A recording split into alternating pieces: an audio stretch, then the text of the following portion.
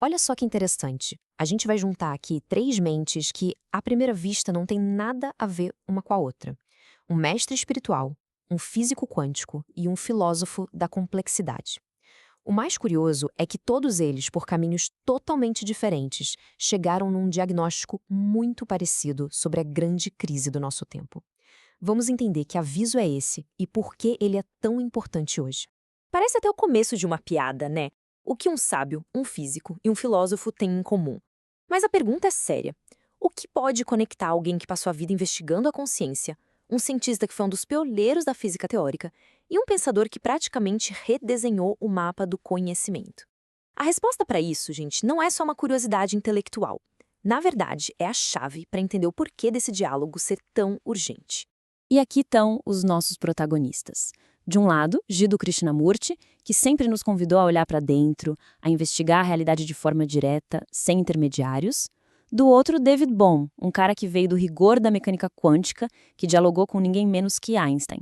E, para fechar o trio, Edgar Morin, um verdadeiro arquiteto do pensamento complexo.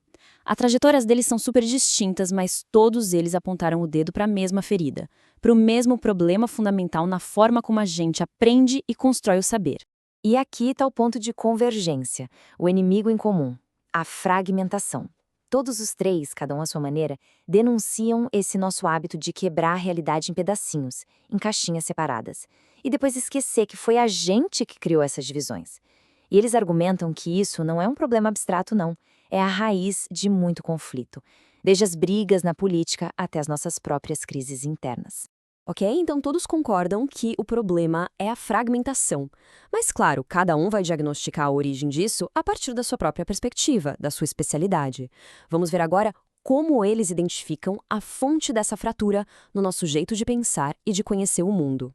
A diferença no foco aqui é simplesmente fascinante. Krishnamurti aponta para dentro. Para ele, o grande agente da fragmentação é o eu, essa construção psicológica que vive criando separação entre eu e o outro, o meu e o seu. Já o Bohm, como físico, analisa o próprio mecanismo do pensamento. Ele diz que o pensamento cria categorias para entender o mundo, mas depois se esquece que são só categorias e passa a tratá-las como a própria realidade. E o Morin, por sua vez, olha para o sistema. Ele critica o paradigma da ciência e da educação que nos ensinou que para conhecer é preciso separar.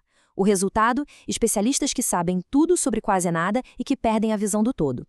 Bom, e essas diferenças do diagnóstico nos levam direto para uma das questões mais centrais da filosofia, o papel do sujeito.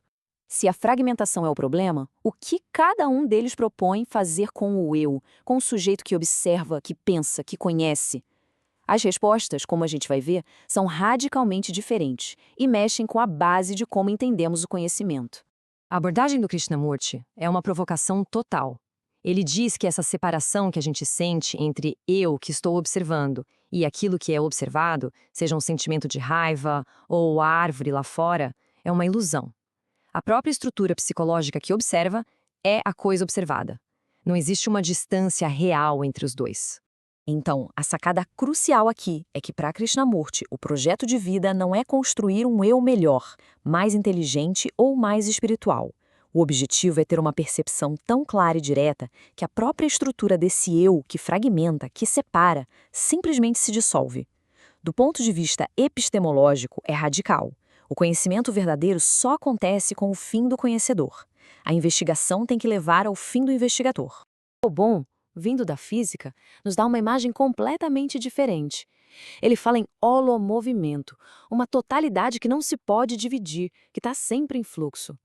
A melhor analogia é a de um holograma.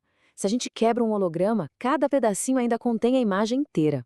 Para Bohm, o sujeito é assim, não uma entidade separada olhando o universo de fora, mas uma expressão desse fluxo, onde o todo está de alguma forma presente em cada parte.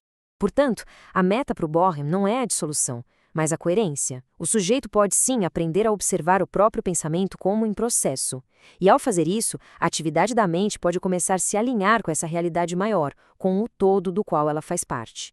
É um caminho de autoconsciência do próprio ato de pensar, de perceber como o pensamento funciona. E aí chega o Morin para complexificar ainda mais. Para ele, o sujeito não é uma coisa só, ele é múltiplo. Cada um de nós é, ao mesmo tempo, um indivíduo com uma identidade única, um ser social, produto de uma cultura, e um membro da espécie humana, com uma herança biológica. E esses três aspectos não se separam. Para Morin, querer abolir o sujeito é um erro, uma simplificação perigosa que nos cega para a nossa própria natureza. A proposta do Morin é, na verdade, o oposto da de Krishnamurti. Em vez de dissolver o sujeito, a gente precisa reintroduzi-lo no centro da produção de conhecimento. Mas não um sujeito que se acha o dono da verdade. Um sujeito que sabe que é condicionado, que entende suas origens culturais e biológicas, que reconhece seus limites. Esse sujeito se torna um conhecedor muito mais responsável e muito menos cego. Certo, a gente já viu diagnósticos diferentes e visões bem distintas sobre o sujeito. Isso tudo nos leva à pergunta mais prática. Se a fragmentação é o problema, como é que a gente sai dessa? Quais são os caminhos propostos? O Krishnamurti não oferece um método, um passo a passo. Ele fala de um insight, uma percepção súbita, imediata e total, que ele chega a descrever como uma implosão psicológica. Não é algo que se conquista com o tempo ou com a prática.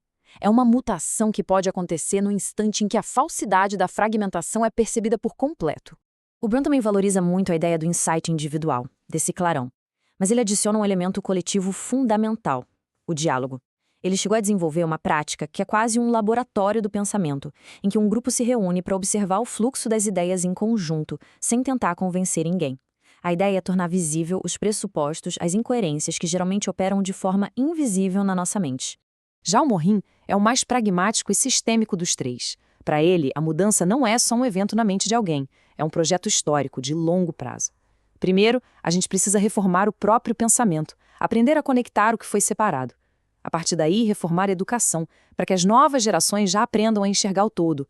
E, por fim, reformar as nossas instituições, universidades, governos, para que elas passem a operar com base na complexidade do mundo real e não em modelos simplificados. Bom, chegando ao final dessa jornada, a tentação é grande de querer juntar tudo, criar uma grande síntese, um sistema único que combine essas três visões, não é?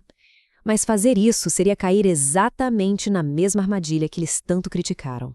E essa citação resume tudo perfeitamente. O espírito do trabalho desses três pensadores é o da investigação aberta, do questionamento constante. Tentar transformar as ideias deles num novo dogma, numa resposta final, seria a maior traição possível. Então a abordagem mais inteligente aqui talvez seja vê-los não como mapas que competem entre si para ver qual é o certo, mas sim como espelhos. O espelho de Krishnamurti reflete o nosso mundo interior. O espelho de Bohm nos mostra a estrutura do nosso próprio pensamento. E o de Morin revela os sistemas de conhecimento que nos moldam. Cada um oferece uma lente, uma perspectiva diferente e valiosa para a gente se examinar. E para terminar, ficam essas três provocações, uma inspirada em cada pensador. Elas não são para serem respondidas de bate-pronto.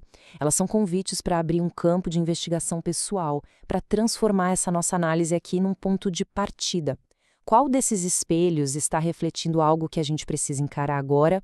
A tarefa, ao que parece, não é encontrar uma resposta definitiva, mas sim ter a coragem de continuar fazendo as perguntas.